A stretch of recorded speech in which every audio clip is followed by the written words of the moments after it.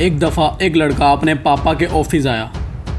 उसके पापा के ऑफिस में कंस्ट्रक्शन का काम हो रहा था। आकर अपने पापा को कहने लगा, पापा आपको ज़रा तरस नहीं आता?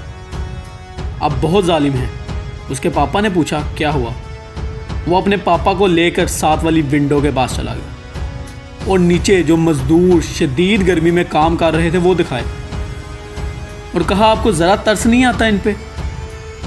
शदीद गर्मी में ये लोग काम कर रहे हैं और आप इधर एसी में मज़े मार रहे हैं। उसके पापा ने अपने बेटे की तरफ देखा और कहा, मैं इस मज़दूर को बचपन से जानता हूँ। हम दोनों जब बच्चे थे तब मैं बहुत ज़्यादा मेहनत करता था, स्टडी का प्रेशर सहता था, मेंटल पेन सहता था, लेकिन तब ये इंजॉय करता था। गलियों में सारा दिन खेलता था। मेरा भी दिल करता था, लेकिन मुझे पता था कि इस ज़िंदगी में कुछ भी बनने के लिए अपने टाइम का सही इस्तेमाल करना बहुत ज़रूरी है। अपनी मेहनत से अपने वक्त को बदलो।